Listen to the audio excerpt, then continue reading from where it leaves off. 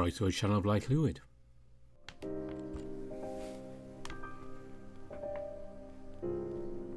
It's Jayce. That can only mean we're back with Socially Awkward, which wasn't in the schedule, but Monshi brought the update out just yesterday, so of course I wanted to get a video done as soon as possible, so you weren't waiting for it. It's Friday, so here we go. Here's the video. Thursday, 5:20 p.m. Arriving at your apartment, you hurriedly climb up the stairs to fetch your dirty laundry, not before peeking down to tell Tom something important. I got some tissues in the kitchen for that. A stain? All right. Let's hurry up. It's going to take at least 2 hours to get everything done. Checking the clock, you deduce you'll be done near 8 o'clock. Okay. As you step into your room, thoughts and memories start to surface as you make your way to your laundry basket. That just happened. We just sinned all over the changing room. In public. In the mall. With cameras everywhere. Covered in my goop. Yeah. Taking out a freshly bought set of clothes, your eyes glance at the size tag and take a second look. They focus intensely on the letters XL on the collar. It brings up a memory of holding Tom's shirt in your hand with a needle and thread, sewing up a small vertical tear on the back. The shirt was only a large, and you remember Tom half naked, covering himself with a pillow while watching TV. He was skinnier back then, but when he looks at you, he still has the same genuine loving smile to this day. I hope Tom has a spare. A few minutes later. Okay, I got my... As you glance down the stairs towards the sofa, you spot Tom lounging there, halfway undressed and messing around on his phone. He doesn't seem to notice you as you sneak a peek from the stairs at his toned body. His smooth, sculpted abs, the firm yet plush-like chest, and the line of his rugged, manly jaw. Each detail triggers recent memories of his lingering taste in your mouth. With the hunger of an animal, you subtly taste the air, hoping to catch the faintest trace of him that might have drifted away. No, stop! I'm not this horny. It's because of those. And those. And those. And those.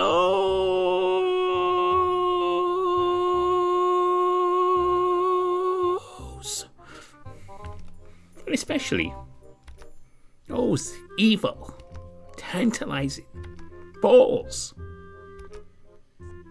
Are you good? Yeah, got it all in here. You point to your bag of laundry. Alright, let's go then. Tom hops off the sofa and swings his bag of laundry over his bare shoulder and starts walking out. Wait! Where's your shirt? It's in my laundry bag. Aren't you going to put it on a spare? I don't have one. You run back up the stairs.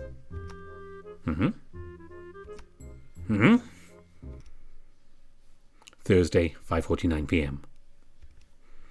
In a quiet room, emotions stir within you. You're witnessing a seemingly ordinary yet surprisingly intricate spectacle unfolding right before your very eyes. There's curiosity within them, a sense of knowing, a sense of wonder and excitement. The dance consists of a constant display of tumblings and turnings, all performed in a small area, yet so efficient in its spacing. Each performer, distinct in colour and size, moves with an almost otherworldly synchronization. Together, they create a display of fantastical colours, supporting each other in a harmonious choreography. This captivating performance, unfolding in such an unassuming corner, is none other than the washing machine. Here you are, sitting on the floor, taking in the performance as your nasty, sinful clothes gets purified for another sinful day.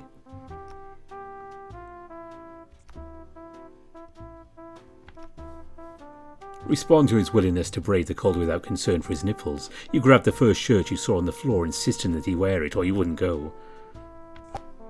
Why do you own this? Hmm?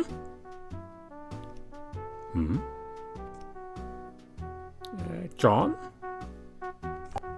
John gave you this. No. He left it in my old place.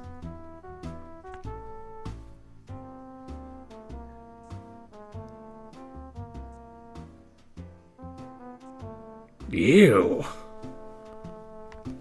Tom frantically tosses the shirt across the room like it's a diseased animal. I don't feel clean anymore. I'll be right back. Tom do look good in pink. What am I doing? Why do I feel so awkward? I just can't stop thinking about it. Hey Jayce, let's go clothes shopping. Whoops, oh no, someone help, my clothes fell off. Whoops, I tripped, now your penis is in your mouth. Guess I'll just suck it now. This is just going too fast. Is this what they call post-nut clarity? Oh no, this does not bother me. You just gave your best friend a blowjob, that's all. It doesn't mean everything's changed. It doesn't bother me. It doesn't bother me. It bothers me. It bothers me a lot. Why am I lying to myself? Of course this changes everything. It's a page turned on my life.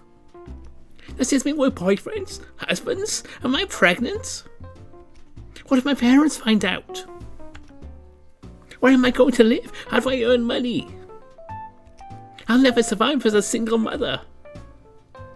Do people still buy bathwater? Am I even pretty enough to sell bathwater? Something wrong? I think I'm going to be extremely late-term aborted. Huh? What am I going to tell my parents? Just tell them you took care of things. It's not a big deal. Huh? My child! How's it not a big deal? This is a huge step in my life. Huh? It's only $6. Is that how much I'm worth? So cheap. Well, you only took one load. $3.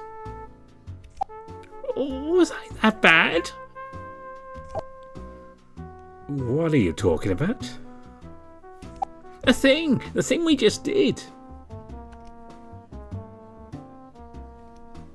He slowly raises his finger and points to the washing machine. No! Do you really want me to spell it out? Yes. You're fucking with me, aren't you? We haven't gotten there yet, but I'd like to. What? No! Ouch, was I not good enough? Wait, that's not what I meant. Didn't mean anything? That's very cruel to say, Jayce. That's not what I meant.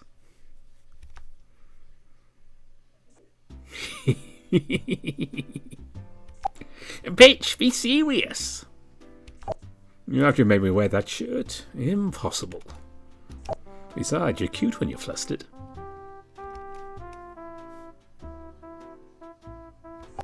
Okay, I'll stop.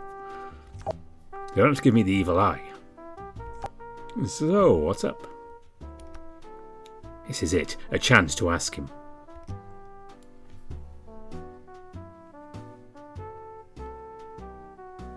Am I pretty enough to sell bathwater? You take a deep breath and open your mouth and... nothing. Nothing came out. What exactly am I asking? Did you enjoy it? Of course he did, he jizzed right into my guts. Did I like it? No, that's stupid. That's not a question for him. Did I do good? Hey there, Jayce. You're struggling to grasp what is bothering you. Are you upset? Are you happy? Are you in love? Are you constipated? Why did it taste so sweet? Nutty. Not only these questions boggle your mind, but every word you know feels heavier. Feels like they must be chosen with the utmost deliberation. What are you going to ask me? Where'd you get that shirt? I'm such a coward. Oh, I grabbed this from your laundry before we started. There's no way I could wear that pink thing all night. But it's dirty.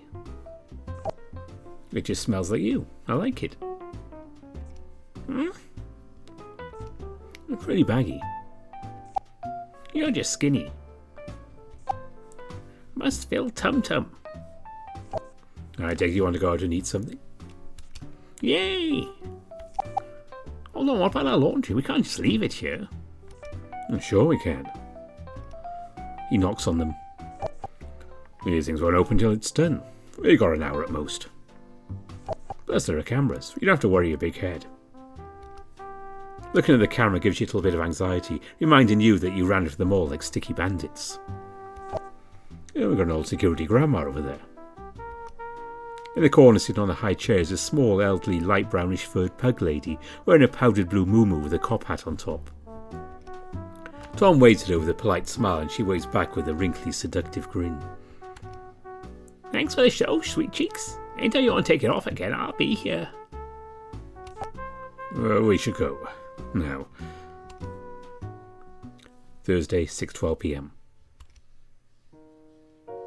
You emerge into the heavily lit and fog-draped city, where the glow of artificial lights battled with the mist, creating an otherworldly ambience. If not for the bustling cars passing by and the intrusive sounds of advertisements, you might think nightmare creatures are about to creep in and take a bite out of you. A chill descends from your ears to your arms as you walk alongside Tom, who appears unfazed, casually strolling against the chill with no concern for his nipples. You, though, very concerned for the welfare of your nipples, lean into Tom's arm for warmth.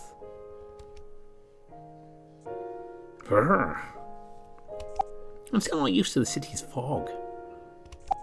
It's cold, musty, and I can barely see a meter in front. And it's salty. It's a coastal city. Fogs are pretty normal for anyone that lives here. Just bring a flashlight and you're pretty much good. It feels like something might pop out from the fog and take a bite out of your flesh.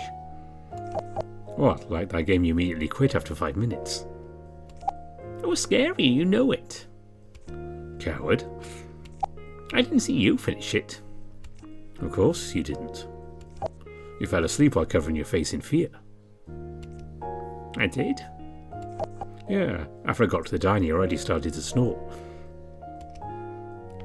In the distance, amidst the hazy cityscape, a warm glow emanates from a quaint diner, its inviting lights piercing through the thick fog. The aroma of comfort food wafts towards you, enticing your senses and sparking a shared curiosity between yourself and Tom. Well, it's not a spooky, dilapidated, empty diner like in the game. But the food's good here. Hopefully it's not too scary for you.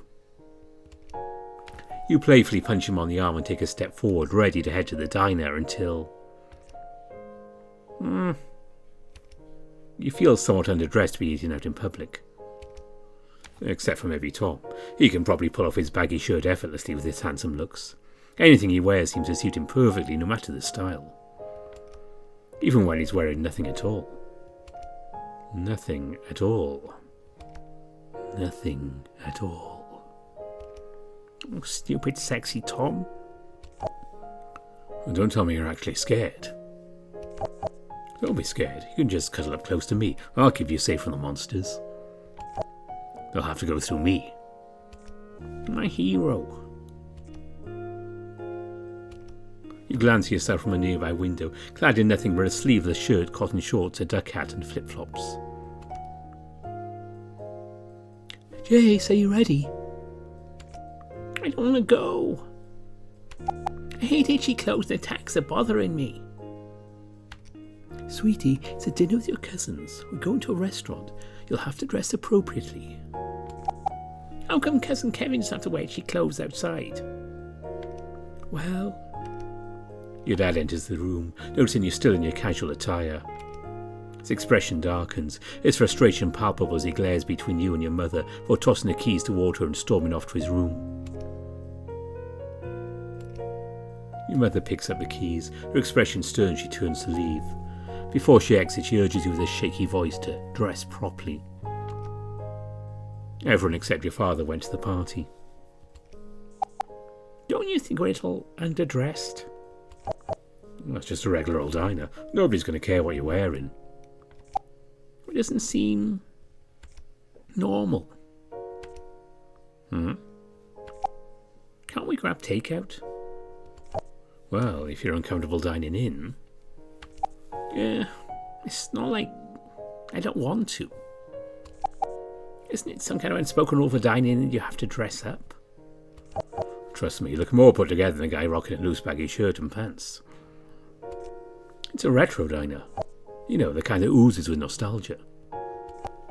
And stickiness. They typically serve breakfast menu. And today I've got a hankering for pancakes. Pancakes, huh? Why pancakes? Isn't it a little late for that? Who says you can't enjoy pancakes for dinner?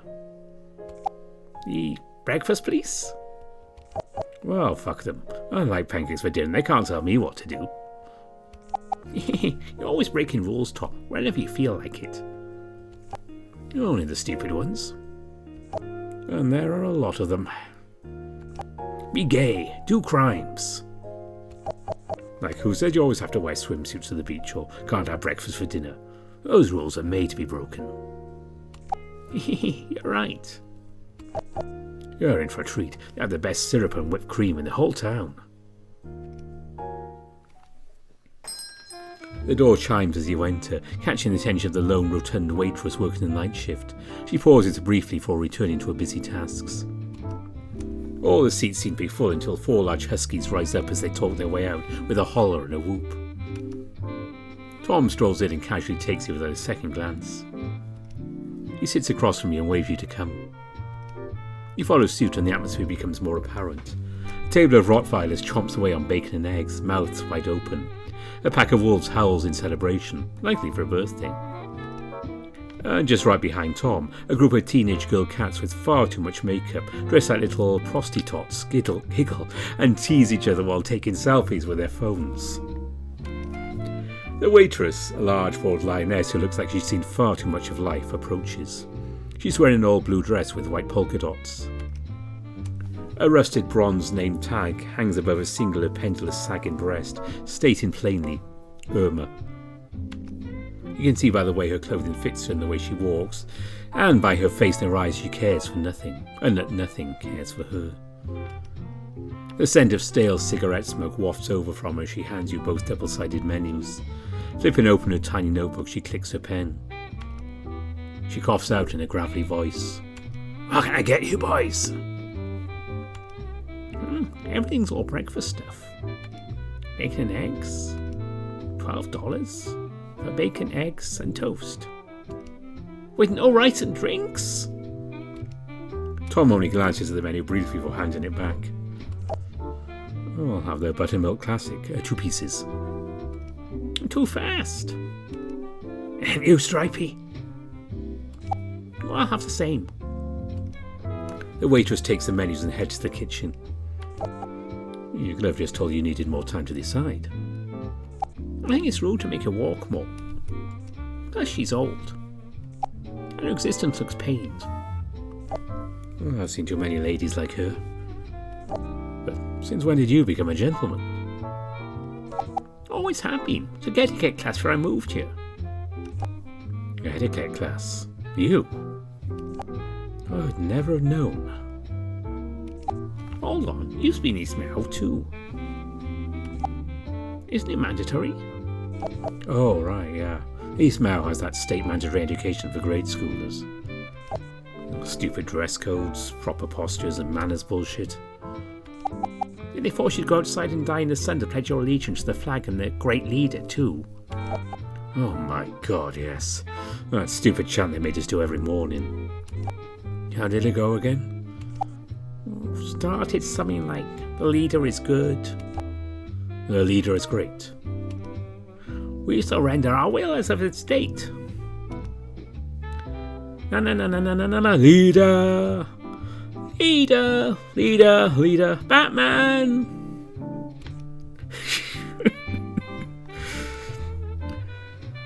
At least with my singing, there'll be no danger of getting a copyright claim on that song.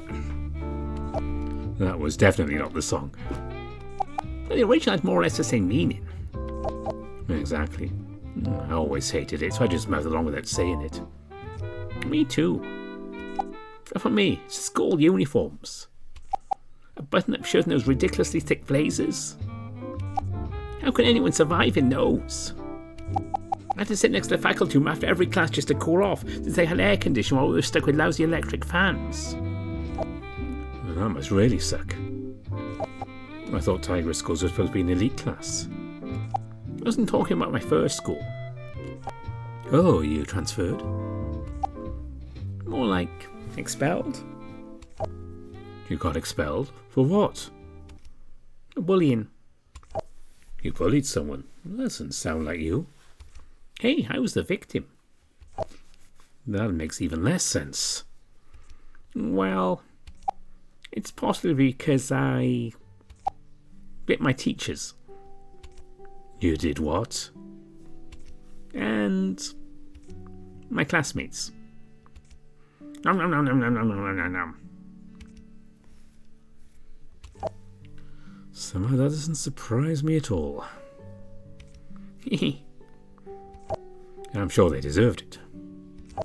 But ask why you bit the teachers. They were on the bully's side.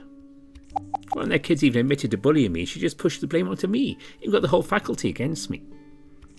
Like, where's the justice? Yeah, I hear you. It's messed up how things work there. They shouldn't bite people. Hey, haven't been to anyone since 5th grade. Right, from that incident. But even before my stripes grew, I always end up in trouble. Well, I thought your stripes were the cause of it. Isn't that why you always hide it? My stripes grew out after I turned 9. It didn't matter for my first school. It made it worse for my second and third school. I used to have a tuxedo fur pattern, remember? You did? We've been together for so long I thought you always had your current pattern since. John used to call it a cum stain. Of course he did.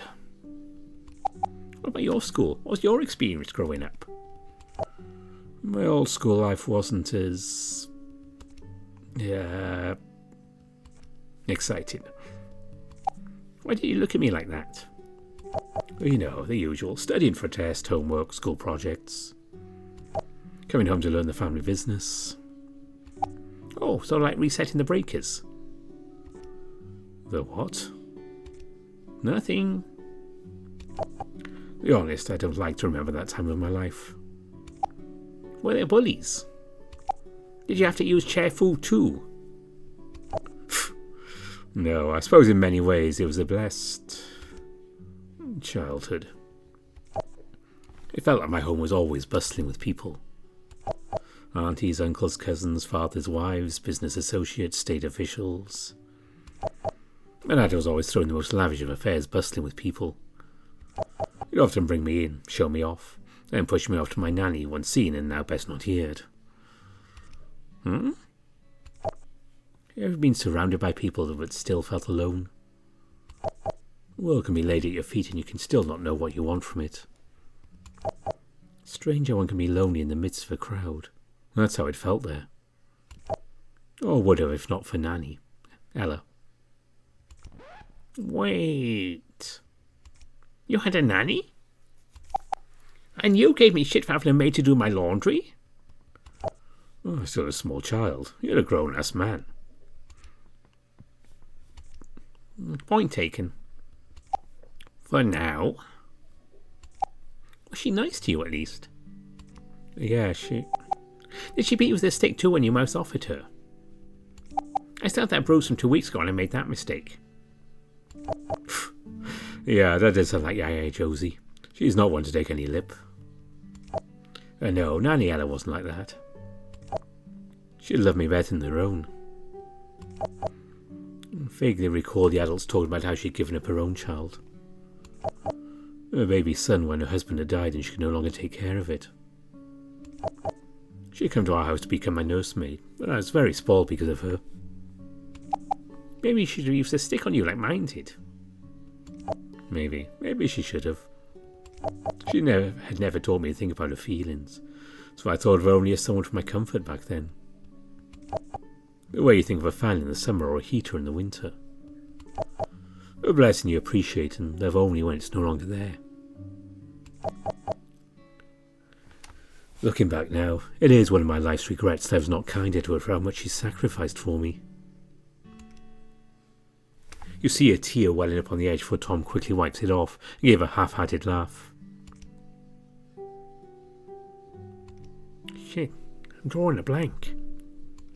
What am I supposed to say? What am I supposed to do? Why am I so bad at this? Why are restaurants such minefields for the socially inept? Where are the goddamn pancakes? Your mouth feels dry as words shrivel and die as you grasp for something, anything to say to change the mood.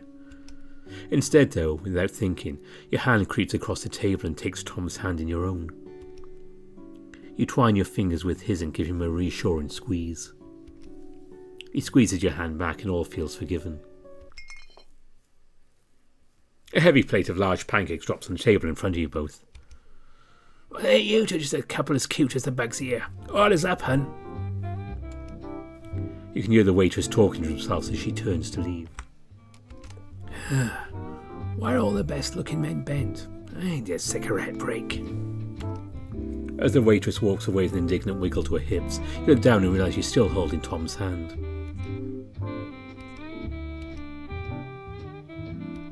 Across the room you see two police officers entering the restaurant. A tubby, buttered-coloured Labrador and his partner, a gaunt, sharp-looking German Shepherd. The two exchange words briefly and the German Shepherd walks off to get a table. The Labrador adjusts his duty belt while glancing around the room. He suddenly locks eyes with you and to your dismay starts walking towards you. Little Jayce!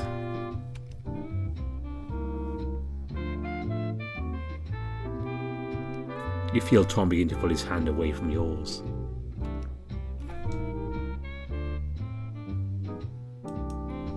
You squeeze Tom's hand and hold it tight.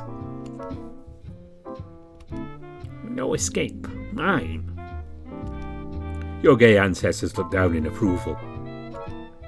Salute. Sorry to interrupt, boys. I just need a moment of your time. I'm in the middle of an investigation. I'm looking for a missing person. Jayce, your mother mentioned you're going to Loopworks, right? Uh-huh. A student was reported missing a few days ago, so I was wondering if you had seen this person.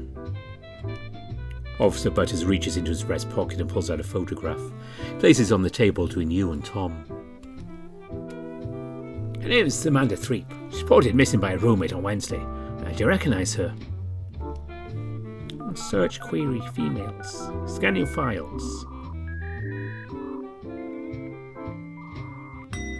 What result found? File mom.png. Nope, never seen her. Oh, I've seen her before in my classes. When was the last time you saw her, son? Oh, I think I saw her in class on Monday. I don't remember seeing her class since, though. Did she tell you where she was going? No, we never actually have spoken. I just recognised her sitting in class. Her roommate said the last she heard from her is a text message Amanda got into a fight with her boyfriend. She hasn't heard from her since. Who was the boyfriend? A guy called Bruce Brugtrotter. Has quite the record of petty crimes. Fights at school, shaking out his classmates, breaking and entering a bakery, disturbing the peace. We're trying to track him down, but we haven't had any leads to him yet. I bet he killed her. Let's hope not. But the world's a dangerous place these days. He reaches into a pouch of his duty belt and pulls out a small canister and places it next to you. Here, take this. I'm my partner and I gave it to you. Can't have my little sister's son go out without protection now, can I? Upon close inspection, you read the bold letters on the canister. Police Magnum, protective spray. Is this lube? You quickly grab the canister and pocket it into your bag before the waitress gets any more weird ideas. Sergeant Butters reaches down to retake the photo and the sticky table audibly resists his efforts.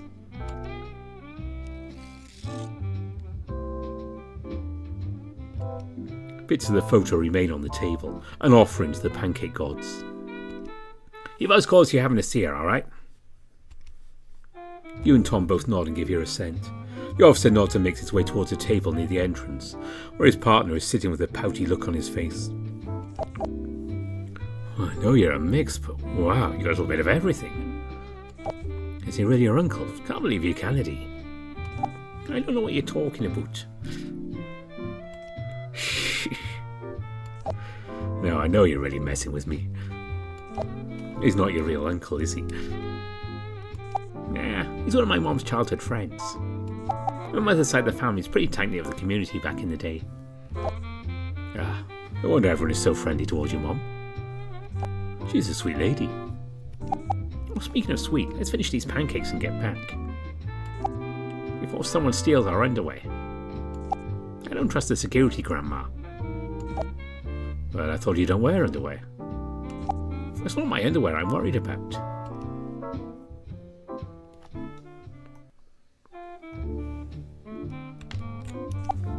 It's not my underwear I'm worried about. Friday, 1:45 a.m.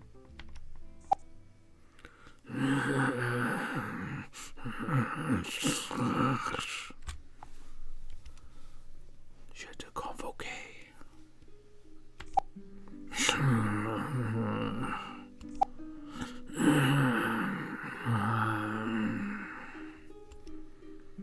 Je te convoqué. Pancakes. Je te convoqué.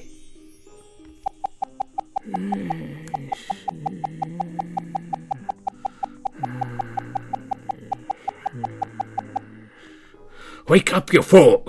Ah! You topple off your bed to the floor head first, scream as you jolt awake. Or at least you think you're in a bed. As you glance up, all you see is a dark figure hovering in front of you in a familiar place. Somehow you've tumbled off here. Where am I? Who are you? I am. Who are you? I am. Who are you? I am Fox, your benevolent advisor. Advisor? Yes, I am your loyal advisor. Like a fairy wish prince. Oh, come now. I know we are jesting, but let us stop the charade, dear Jayce. I'm sorry, but do I know you?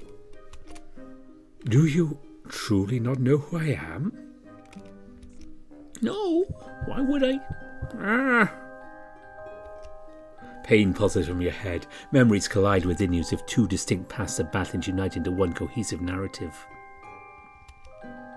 You find yourself recalling your dreams, each detail etching itself into your mind with a vividness akin to a needle piercing a deep wound. The agony becomes overwhelming, driving you to bang your head with your fist in a desperate attempt to halt the pain.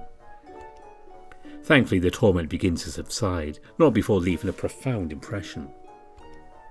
You realise with the start you've forgotten about the dark creature floating before you, and this is more than a mere dream. It's a reality cloaked in the guise of a dream. Are you alright?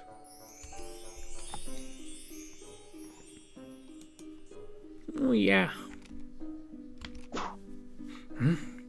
Bitch, did you just throw a bibble at me? Demon, be gone! What is wrong with you? First you forget who I am, and now you're throwing bibbles at me? I should say the same with you. You hit me with some kind of memory ray, and it hurts. The starfish, the starfish. It burns. The star? What? I did no such thing. Liar. As you ready yourself to hurl another book, a familiar sensation washes over you once more, confirming deep within that Fox speaks the truth. Who keeps telling me you're not lying? Is it you? A simpleton. That voice is your own soul. My what? Your mortal soul, the essence of your very being. I have no soul. The nun at school told me so and I bit her. Well, clearly she was mistaken. Your soul is here now.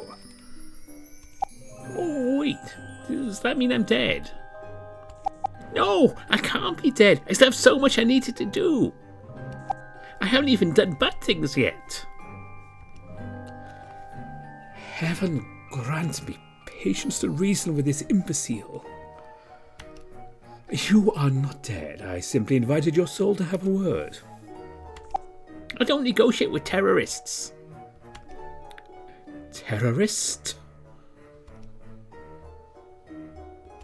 What is a terrorist? People who burn people's houses. That's an arsonist. Besides, it's been centuries since I last did that. Well, same thing. Oh, Lord in heaven, give me strength. You feel a strong force lifting you off your feet and dropped onto a cushioned stool nearby.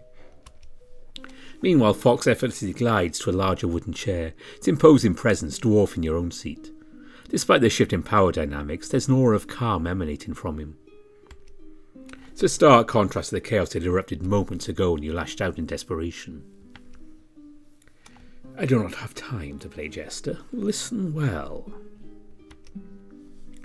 There's an infestation in your territory, and it's concerning that you've not taken any action to address it. I advise you to summon your wards and eliminate the threat before trouble escalates any further. Hold up, let me take this in for a moment. Inhale. You slap yourself in the face. Ow, yeah, that actually hurts. Pray tell, what was your intention behind striking yourself once more? Making sure I'm actually awake for this. The sight of one inflicting harm upon oneself is disquieting, to say the least. However, if you choose to heed my warnings, I can send you on your way. Wait a sec, why are you helping me? I thought you didn't want anything to do with me after what happened last time. Nay, I proffer thee counsel. As a Grand Magus, 'tis my paramount duty to advise all lords and rulers concerning any threat from Hell's dominion. That nagging intuition is telling you that he's partially telling you the truth. Also, why is he talking like that? You're not trying to renegotiate your position by giving me a freebie, are you?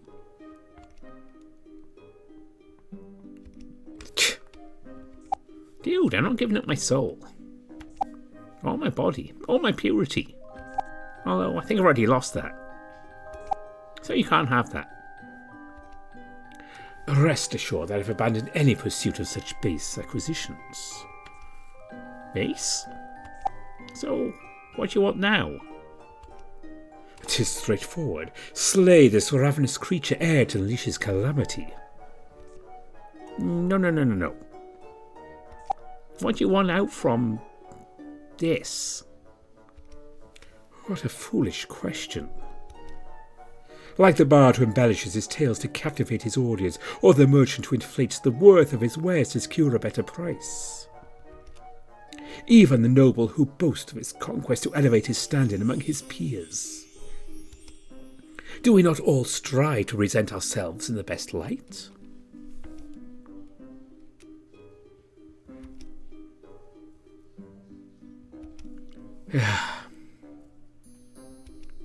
I am merely fulfilling my obligations as Magus. We Magi bear the duty of shielding these dark forces from the world's gaze. As you have surmised, I endeavour to foster amicable relations with you. Though, admittedly, my agency in the matter is limited. Meaning, you want to be friends? Friends? Friends, you say? Oh, I suppose after you slay the beast we can bond over the fire? Fine. What if you let me call him Casper? I believe it is in your best interest to ensure the security of your people. Am I mistaken? Why, yes, that's part of the job. Can't I let the police or animal control do it for me? I don't see why not. Summon the militia, rally your mages, reach out to the neighbouring lords. Let them witness your cowardice, employing an army against a mere goblin. Did you say goblin? Yes, little man-eating creatures. How can you demonstrate your authority to the people if you cannot...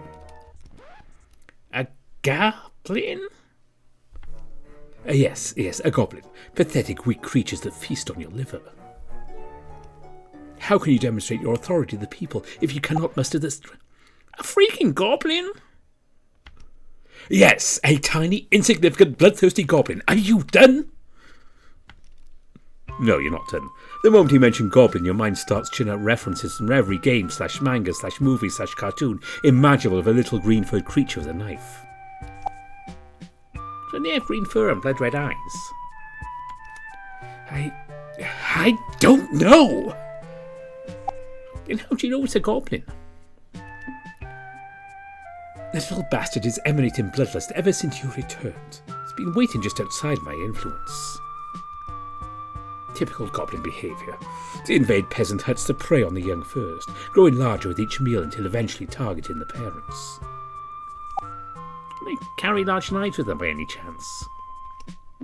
I suppose some might. It varies based on the nature of the individual goblin.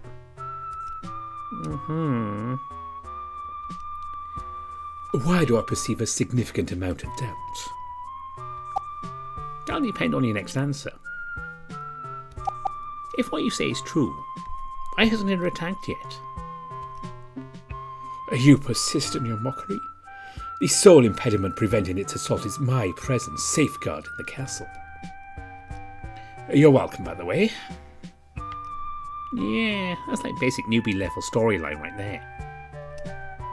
Why is it getting worse? Next question. If I were to kill it, do I gain anything from it? Clearly recognition and perhaps a bit of gold from the common folk.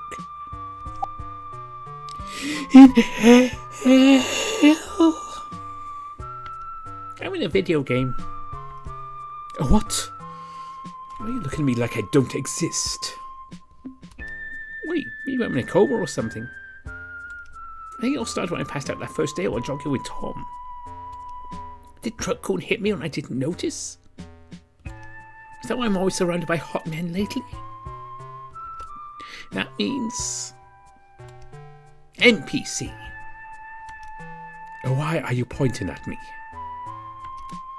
Why does it feel familiar? Like being cursed by the village idiot. I've got some game-breaking questions. Get out of here. Why don't you kill it? Do you take me for a fool to believe that your words alone could sway me to act according to your whims?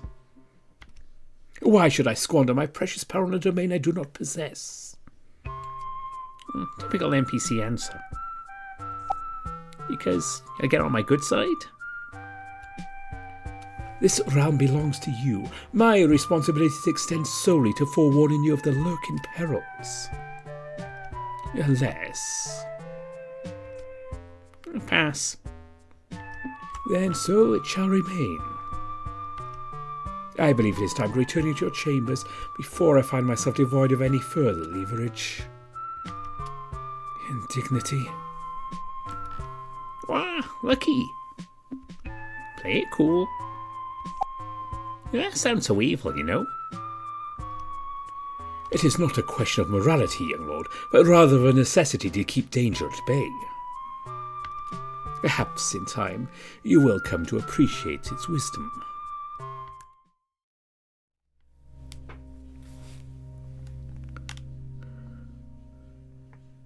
There we go. That was Silent Hill. Socially Awkward, the latest update. And I have to say, I'm very much enjoying voicing the fox there. Some great lines to do. It's a lot of fun. But I hope you enjoyed this update. I certainly did. So I wanted to get to it so fast. It's always fun seeing what Jayce is up to. And of course all the Patreon stuff is down in the description. I skipped over the bit in the VN, but Monchi did let people know who aren't on the Patreon. He has been diagnosed with sleep apnea. Of course needs a CPAP mask, and they're expensive, but it does help a lot.